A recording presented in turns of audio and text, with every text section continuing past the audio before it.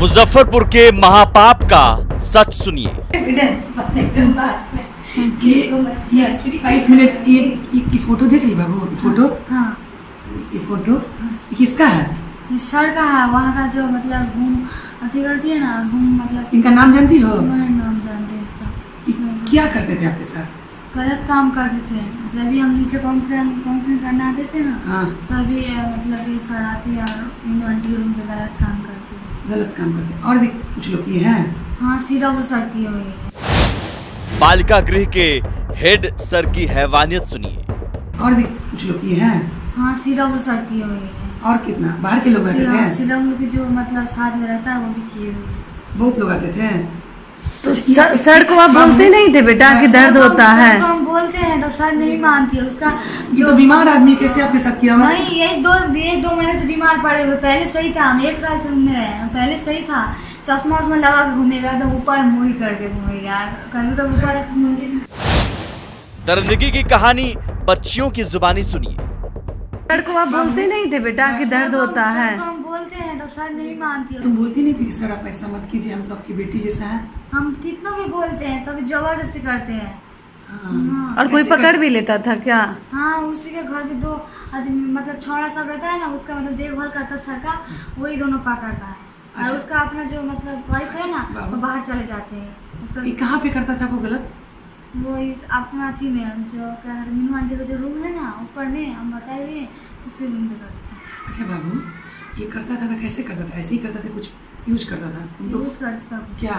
अंडा यूज करता। Head sir और सिन्हा सर की दरिंदगी सुनिए। मैं नाम जानते हैं इसका। क्या करते थे आपके साथ?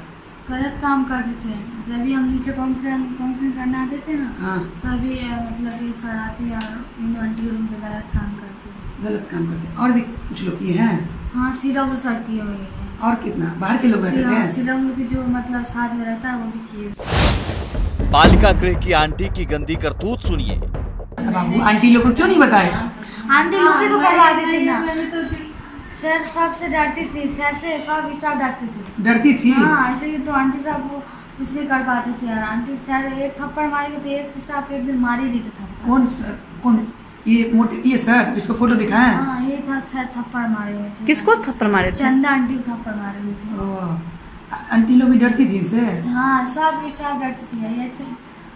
आंटी लोग का गलती था कि नहीं? आंटी लोग की गलती था क्योंकि वो सब ज्यादा था कि कम था? मतलब था ये थी, क्योंकि वो सब रहते हुए भी कुछ नहीं कर पाए हैं। किरण आंटी सबसे ज्यादा, किरण आंटी तंग करती थी बाबू। हाँ, किरण आंटी सब लड़के को बिगाड़ती थी। नशे की गोली खिलाकर रौंदा जाता था जिस्म।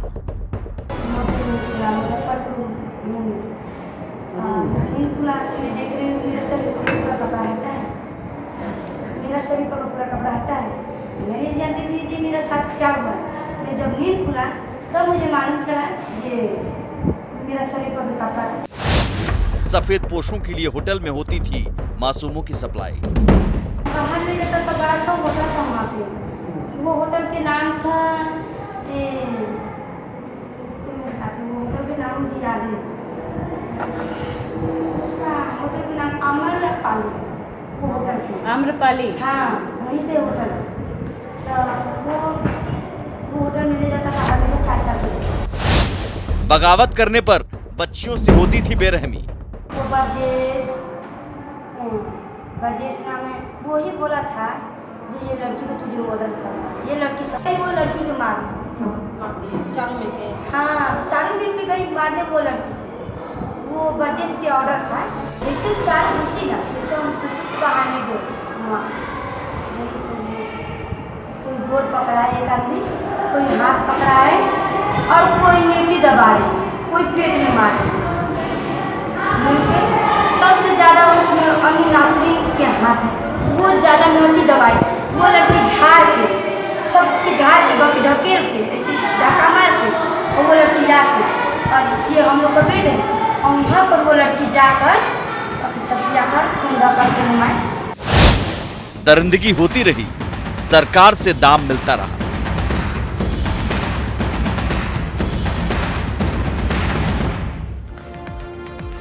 नमस्कार, स्वागत है आपका। आप देख रहे हैं प्राइम डिबेट। मैं हूं आपके साथ सुमित झा। नशे की गोली खिलाकर रात भर दरिंदगी, बेजुबान बच्ची की कपड़े उतारकर बेरहमी से पिटाई, रात भर सफेद पोशों के सामने होटल में किसी भोजन की तरह बच्चियों का परोसा जाना, विरोध करने पर बेरहमी से पिटाई और गर्भवती होने पर बालिका गृह में ही ऑपरेशन कर गर्भपात। रूह कपाने वाली ये पीड़ा, ये दरिंदगी उन बच्चियों ने सालों तक झेली जिनकी उम्र महज 7 से 18 साल तक के है।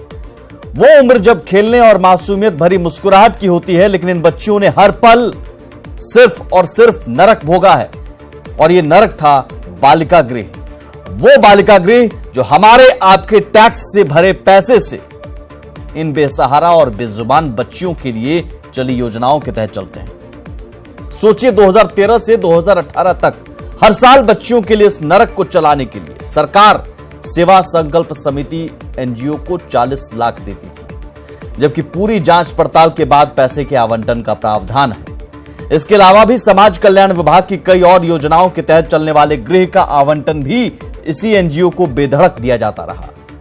समाज कल्याण विभाग और सरकार की बेशर्मी तो यह है कि बच्चियों से दरिंदगी का खुलासा होने के बाद भी एनजीओ को टेंडर दे दिया गया। जी हां, 31 मई को जिस दिन बच्चियों से दरिंदगी के आरोप में बालिका गृह संचालक ब्रजेश ठाकुर पर एफआईआर दर्ज हुई, उसी दिन भिखारियों के लिए शेल्टर होम चलाने का ठेका दिया गया। ग्राफिक्स के जरिए ये पूरी हकीकत आपकी टीवी स्क्रीन पर।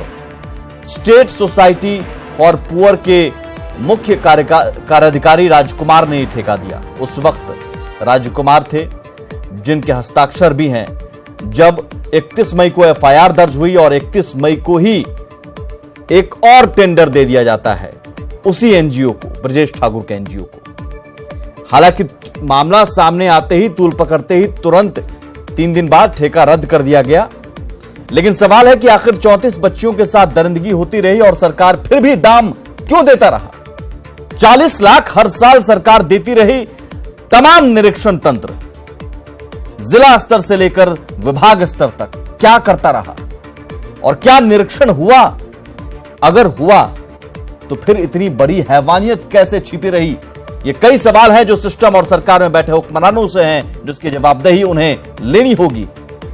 और आज उन सवालों का जवाब देने के लिए हमारे साथ जो खास मेहमान मौजूद हैं उनसे आपका परिचय करवा दें। उषा विद्यार्थी हैं, राज्य महिला आयोग की सदस्य हैं, मेजर इकबाल हैदर हैं, जेडीयू नेता प्रेम रंजन पटेल हैं, बीजेपी नेता शक्ति सिंह यादव हैं, आरजेडी एमएलए।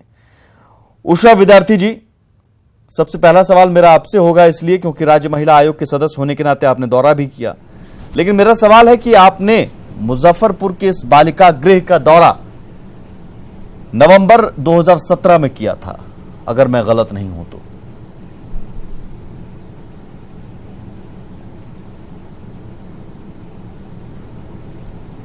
उषा जी। हाँ, क्या इस बालिका गृह का दौरा आपने नवंबर 2017 में किया था, अगर मैं गलत नहीं हूं तो। नवंबर 2017 में हम लोगों ने दौरा नहीं किया, एक कार्यक्रम के तहत हम लोग गए थे वहाँ। और कार्यक्रम के बाद हम लोग अपने अपने कुछ व्यक्तिगत काम में भी वहाँ गए। उसके बाद निश्चित रूप से वहाँ हम लोगों को बुलाया गया, जबकि ये जानकारी नहीं थी। लेकिन हम लोग को दौरा, अभी तो मैं पूरे पूर्वांचल का दौरा करके आ रही हूँ, सभी महिला गृह का देख कर आ रही हूँ। लेकिन महिला आयोग को क्या पता कि कोई भी व्यक्ति जो एनजीओ चला रहा है, जो बच्चियों को ठीक से रखने के लिए सरकार उसको अनुदान दे रही है, सरकार कह रही है कि भाई बच्चियों को तकलीफ नहीं हो, और वो ऐसा गंदे काम में संलिप्त है। ये महिला आयोग को एक बार विजिट करने से जब तक बच्चियां नहीं बताएंगी, मैं अभी आपको एक उदाहरण सुपौल की बता रही हूँ, ये सहरसा भी बालिका गृह में हम लोग वहाँ गए, तो हम लोगों ने वहाँ तुरंत डीएम को कहा कि यहाँ जो भोजन की जो व्यवस्था है वो दूसरे बिल्डिंग में है, लड़कियों को दुर्घटना हो सकती है, आप इसको जल्दी से व्यवस्था कराइए। हम लोगों को जो वहाँ उचित लगा वहाँ आदेश देकर हम लोग वहाँ से आ गए। तो महिला आयोग की टीम जा रही है, लेकिन अंदर में ऐसा वो घृणित कोई व्यक्ति काम कर रहा है। नहीं, आपको मैं इसलिए पूछ रहा हूँ कि नवंबर 2017 में आप जब गई थी, दिलमणि जी भी आपके साथ ही अध्यक्ष। पता लगेगा जब तक कि जरा भी शंका नहीं हो। शंका जब अगर होगी तो निश्चित रूप से महिला आयोग उसमें एक्शन लेगी। हम लोग को जिस दिन से जानकारी मिली, हम लोग कई बार वहां विजिट किए। आज जो आप टीवी में दिखा रहे हैं, हम लोग जाके मोकामा लड़कियों से खुद मिले कि भाई क्या क्या बातें हुई, महिला है, हम लोगों को बताओगे। नहीं, एक सेकंड, महिला आयोग की जो अपनी भूमिका है, एक मिनट सुन लीजिए, भूमिका पर कोई सवाल नहीं की जो भूमिका है वो हम लोग कर रहे हैं। आप बिल्कुल कीजिए, लेकिन मैं चाहता हूं कि महिला आयोग ने विजिट किया, उसके नाते जो सच आपने देखा वो दर्शकों को आप बता दें। मैं ये चाहता हूं, कोई भूमिका पर सवाल नहीं है। आप जब नवंबर एक सेकंड मैम, नवंबर 2017 में जब आप गई थी, दिलमणि जी भी गई थी, और एक सेकंड मैम एक सेकंड, उस समय ये शंका भले ही ना रही हो, लेकिन आपको कोई कुव्यवस्था नजर आई थी कि जैसे सीसीटीवी कैमरे नहीं है या कमरे बहुत छोटे हैं? हाँ बिल्कुल बिल्कुल को व्यवस्था नजर आई, और वो छोटे छोटे जो उसका सीढ़ी जो स्टेयर्स था वो बंद लड़कियां। फिर हमने ये क्वेश्चन भी किया कि भाई बच्ची को एड्रेस अगर है तो क्यों नहीं आप पहुंचाते हैं। बच्चियां लोगों ने कुछ 5-10 बच्ची थी, 5-10 बच्ची कहे कि हम घर जाना चाहते हैं। हमने बड़ी संख्या बहुत कम है बच्ची की, तो घर क्यों नहीं भेजते हो आप लोग। तो कहा कि इनका जो एड्रेस देते हैं वो एड्रेस सही नहीं है, इसलिए ये बच्चियां उस एड्रेस पर नहीं जाती हैं। अच्छा। बाकी बच्ची लोग बोली कि हाँ मैडम हम लोग घर जाना चाहते हैं। हमने वहाँ कहा भी कि नहीं, इसको थोड़ा दुरुस्त कराइए, थोड़ा साफ सुथरा रखिए, दरी पर बैठ करके बच्चियां टीवी देख रही हैं तो थोड़ा अच्छा रखिए। तो उन लोगों ने कहा कि मैडम अभी पैसा मिलता ही नहीं है। तो बोले पैसा तो कभी ना कभी मिलेगा, आप ठीक से इसको देखिए। और कोई 5 मिनट का हम लोग का विजिट था, जस्ट कि दिखाने हम लोग अपने अपने कुछ। हमारी अध्यक्ष भी चली गई एक जगह दूसरे कार्यक्रम में, मैं भी चली गई, तो बुला करके कि नहीं जरा विजिट कर लीजिए, देख लीजिए। लेकिन आपको हम विश्वास दिलाना चाहते हैं, जो महिला आयोग की बात आप कर रहे हैं, अभी मैं सभी गृहों में जाकर मैं देख रही हूँ, और वहां पर व्यवस्था ठीक करने की तो जरूरत है ही। देखिए इसमें सरकार और आयोग, और सरकार का काम है कि पैसा अलॉट किया कि भाई आप जरा बढ़िया से देखिए, बच्चियों को दिक्कत नहीं हो। और कोई ऐसी घटना आई है तो आयोग भी सख्त है, सरकार भी सख्त है। उन लोग को जितनी सजा हो सकती है वो सजा दिलाने का आयोग भी प्रयास करेगी, सरकार भी। आज हम देख रहे हैं कि कोर्ट ने भी इसमें एक्शन लिया है। तो ये जो हैवानियत किया है ये माफी का योग्य नहीं है, बिल्कुल कतई माफी के लायक नहीं है, और दोषियों को कड़ी से कड़ी सजा मिलनी चाहिए। ठीक है मैम, मैं बाकी मेहमानों के पास जाता हूँ। कड़ी से कड़ी सजा मिलनी चाहिए। सीबीआई जांच भी शुरू हो गई है, दोषी सीबीआई की जांच भी शुरू हो गई, अब और सारी बातें खुल जाएगी। हाँ देखिए सुमित जी, संभलना अब हमको यह है कि बाकी जो और भी एनजीओ लोग काम जो आपने सहरसा का भी जिक्र किया, सुपौल का भी जिक्र किया, सहरसा का मैं अभी जिक्र, सहरसा का हम ठीक है मैम, मैं बाकी मेहमानों का भी रुख कर लेता हूँ, वक्त की थोड़ी कमी रहती है इसलिए मैं आता हूँ। ठीक है, मेजर इकबाल हैदर साहब, जेडीयू के प्रतिनिधि होने के नाते, और एक विभाग ऐसा है जो विभाग पैसा देता रहता है एक एनजीओ को लगातार। सीबीआई जांच हो रही है, सारी कार्रवाई हो रही है, वो सब कुछ होगा, लेकिन सवाल जवाबदेही को लेकर है। क्योंकि उषा जी भी वो कह रही हैं कि हम गए थे बस 5 मिनट के लिए, कोई ऑफिशियली टाइप का नहीं, लेकिन उसमें भी उन्होंने व्यवस्था ठीक नहीं देखी और उस समय ही उन्होंने चेताया था। और अभी सहरसा का भी उन्होंने जिक्र किया, यानी एक नहीं कई सारे बालिका गृह, और ऐसे एनजीओ को पैसा दिया जाता रहा, हैवानियत होती रही, दरिंदगी होती रही। निरीक्षण तंत्र समाज कल्याण विभाग का क्या कर रहा था?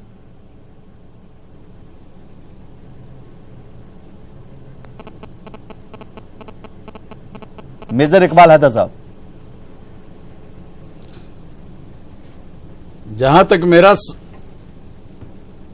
मेरे जवाब का सवाल, आपके सवाल का जवाब है कि जब से दुनिया बनी है तब से कुछ न कुछ घटनाएं घटती रही इस धरती पर, लेकिन सरकार कितनी सशक्त है इसको देखना जरूरी है। सरकार ने, हमारी सरकार की नेक नियति का प्रमाण यही है कि जैसे ही ये घटना सामने आई, हमारी सरकार ने सीबीआई की जांच का अनाउंस किया, घोषणा हैदर किया। साहब, तो बीच यही में रोकता हूं, है हमारी मैं सरकार आपसे की। बस पूछ रहा हूं कि जो ऑडिट रिपोर्ट है टीआईएसएस की, वो कब सरकार को सौंपी गई थी, आपको पता है? फिर से बोला जाए सर। टीआईएसएस की ऑडिट आवाज। रिपोर्ट, सोशल ऑडिट रिपोर्ट जो थी, वो कब सौंपी गई थी सरकार को? आवाज नहीं मिल रही है। आवाज नहीं मिल रही है। मैं आपको बताइए बता प्लीज। देता हूं सर, मार्च 2018 में, मार्च या अप्रैल के बीच में ये रिपोर्ट सौंपी जाती है।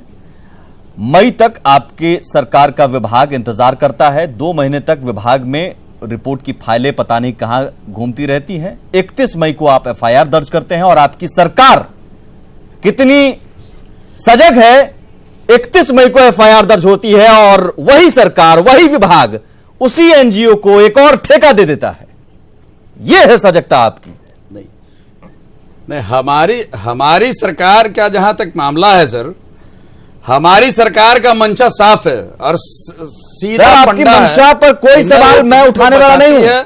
न वो आपकी किसी को मंशा पर बताती बिना है। जांच किए कोई सवाल उठा भी नहीं सकता। लेकिन मैं तो आपको यही कह रहा हूं ना कि आपकी सरकार का वो विभाग, समाज कल्याण विभाग, कितना सजग है। एक तो निरीक्षण करने की जिम्मेदारी क्या हुई पूरी पता नहीं, क्यों नहीं निरीक्षण किया गया, और निरीक्षण किया गया तो इतनी बड़ी हैवानियत कैसे छिपी रही पता नहीं।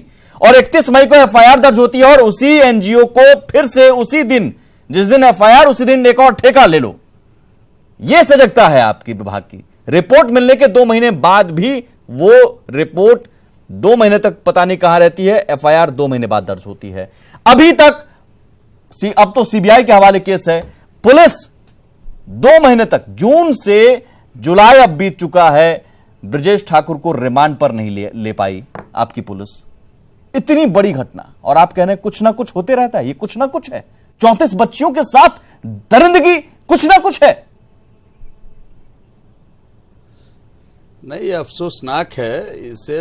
इस घटना से तो पूरी मान लीजिए कि इंसानियत ही शर्मसार हुई है। लेकिन जांच का जहां तक मामला है या सरकार की मंशा का सवाल है, तो नौज़बिल्लाह कोई खुदा तो है नहीं कि जान रहा है कि कहां पे क्या हो रहा है। सर खुदा अब नहीं रही है, बात कि लेकिन सिस्टम जब की जिम्मेदारी सरकार थी के नोटिस निरीक्षण में करने आता की। है, जैसे ही सुमित जी सुन लिया जाए, हाँ। सरकार की नोटिस में जब मामला आया है, हाँ। तो सरकार सशक्त हुई है और बिल्कुल ठीक है सर, एक छोटा सा ब्रेक ले लेते हैं। उसकी आपको मैं नीयत सशक्ता साफ है। मैंने बता दिया, आपकी विभाग, आपकी सरकार ने जितनी सजगता थी तो एफआईआर दर्ज हुई, एक और ठेका दे दिया जाता है। आप खुदा नहीं हैं, आपको नहीं पता चलेगा, मैं मानता हूं। लेकिन आपके विभाग जिला स्तर में चाइल्ड प्रोटेक्शन यूनिट है, बाल संरक्षण इकाई से लेकर 3 हफ्ते, महीने भर या समाज कल्याण विभाग अपनी तरफ से निरीक्षण करने की जिम्मेदारी है, प्रावधान है, नियम है। 3 साल पर किसी एनजीओ को रिन्यू किया जाता है तो फिर नियम है कि फिर से देखा जाए व्यवस्था कैसी है। ये सब कहां हुआ? नहीं हुआ ना, या फिर होते हुए भी सब कुछ खामोश रहेगा? यही तो सवाल है सर, खुदा नहीं है आप। शक्ति सिंह यादव जी, सवाल यह भी है कि कहीं ना कहीं इस मुद्दे को, इस गंभीर मुद्दे को एक सियासी हथियार के तौर पर भी इस्तेमाल किया जा रहा है आपकी ओर से। सीबीआई जांच अब शुरू हो गई है, जाहिर है अब आपने मांग की थी वो पूरी हो गई, अब विरोध प्रदर्शन क्यों? सुमित जी, यह ऐसा संवेदनशील सवाल है कि इस पर कोई राजनीति का सवाल कहां खड़ा होता है। हम तो न्याय के पक्ष में। मैं तो धन्यवाद देता हूं आपको, आपके चैनल को, कि आप लगातार इन चीज़ों को रहस्य उद्घाटन करते आ रहे हैं। आपको याद होगा कि एक निर्भया मामले में इस देश ने हिला करके रख दिया था, और यही एनजीओ कैंडल मार्च निकाल करके देश और दुनिया में नेशनल मीडिया ने क्या हैतोबा मची थी। 34 निर्भया एक साथ वासना की शिकार हुई। दूसरी बात, मैं सरकार के आप सवाल पर आपने कहा हम कोई ये नहीं करा, सीबीआई की जांच हुई। हम तो निष्पक्षता के सवाल पर भले ही कह रहे थे कि हाई कोर्ट की मॉनिटरिंग में हो। ठीक है, सीबीआई जांच हो रही है, हम जांच पर कोई सवाल नहीं खड़ा कर रहे। सवाल मेरा यह है कि 2 महीना तक आखिर जो संस्था ने रिपोर्ट आपको दी, उस रिपोर्ट के बाद आप चुप क्यों थे? आखिर वो रिपोर्ट आपने जांच करवाए के लिए क्यों जांच करवाई? इसलिए कि एक चीज रहस्य आज ही बना हुआ है सुमित जी, इसकी पड़ताल होनी चाहिए। एक डायरेक्टर ने इन सवालों को लेकर के पहले ही आशंका व्यक्त की थी और उनके सवाल पर ये चीजें सामने आई थी जांच पर, और ये तब जांच दिया गया था। आपको लगता है कि इसमें सफेद पोश जो है वो उनकी वजह से सारी चीजें कवायद होती रही उनको बचाने के लिए? नहीं, हाँ, प्लीज मैं ये कहना चाह रहा कि इसमें कई तरह पर नेग्लिजेंसी हुई, लापरवाही हुई। तो आप 2 महीना तक साक्ष्यों को मिटाते रहे। सारे जो चाहे वो सफेद पोश हों या अधिकारी तबके के लोग हों या फिर ऐसे लोग हैं जिनको इस घृणित कार्य करने में ठीक है, थोड़ा वक्त की कमी है, माफी चाहता हूं इसलिए। हाँ। तो मैंने सुन लीजिए, और उसी संस्था को आप दे देते हैं, फिर पुनः आप दे देते हैं। दूसरी बात मैं कह रहा, सरकार सजग क्यों नहीं रही? कई बाल गृहों में इस तरह की यातनाएं का रपट लिखाई गई, FIR वो अभी भी, वो तो उषा विद्यार्थी जी अभी भी कह रही हैं कि सहरसा और सुपौल में भी स्थिति दयनीय है। मुझे लगता है सरकार को अभी सजग होना चाहिए तुरंत। मैं आता हूं शक्ति जी, प्लीज आज थोड़ी आज के लिए माफी, वक्त की कमी है। आप गंभीर नहीं, सुमित जी गंभीर सवाल, प्रेमरंजन जी सवाल ये है कि इन्होंने दिखाई आई ना, हमने कहा कि FIR दर्ज हुई, पहले कई संस्थाओं पर FIR दर्ज हुई, कोई कार्रवाई नहीं हुई, फिर ठाकुर को मिलता है, ठाकुर ठीक है प्रेमरंजन जी, और इसमें अंकल जो लोग आपको 2008 की कोई घटना अचानक क्यों याद आ रही है जब इतने सारे सवाल उठ रहे हैं? तेजस्वी तेज प्रताप को लेकर ट्वीट किया है सुशील मोदी जी ने कि छेड़खानी में, वो छेड़खानी की घटना हुई थी, ये हुआ था। मतलब पुराने गड़े मुर्दे आप उखाड़ आए हैं अचानक, ऐसा क्यों? बचाव के लिए कोई जवाब नहीं है क्या? मैं कोई आरोप नहीं लगा रहा हूं। सुशील मोदी जी ने ट्वीट किया, मैं उस पर जवाब मांग रहा हूं प्रेमरंजन जी से। करने वाले के पहले सुन लिया जाए। ये जो घटना हुई है मुजफ्फरपुर की, ये घिनौनी हरकत, और इसकी जितनी निंदा की जाए वो कम होगी। जो अपराधी है, जो भी लोग दोषी हैं, उनको जितनी सजा दी जाएगी वह भी सजा कम होगी, मैं कह रहा हूं। लेकिन दूसरी बात कि ये सारे आरोप ये जो लगे हैं, उस आरोप का उजागर करने वाला कोई विपक्ष के लोग नहीं है। सर आपको एक ही चीज कितनी बार कहिएगा? 2 महीने तक रिपोर्ट धूल फांकती रही, उजागर आपने किया भी, लेकिन सवाल है कि संभले क्यों नहीं? आपका विभाग, आपकी सरकार क्या करती रही? निरीक्षण का तंत्र है वो क्या करता रहा? इस घटना को राजनीतिक रूप देने, मैं ये खत्म करता हूं। बहुत शुक्रिया, माफी के साथ, वक्त की कमी है इसलिए प्रेमरंजन जी माफी चाहता हूं, वक्त आपको दे नहीं पाया। लेकिन सवाल यही है कि सरकार और विभाग क्या सोता रहा? सिस्टम सोता रहा जब हैवानियत हो रही थी? जांच हो रही है, जांच के बाद सब कुछ सामने आ जाएगा, लेकिन कोई तो जवाबदेह हो जो जवाबदेही ले। नमस्कार।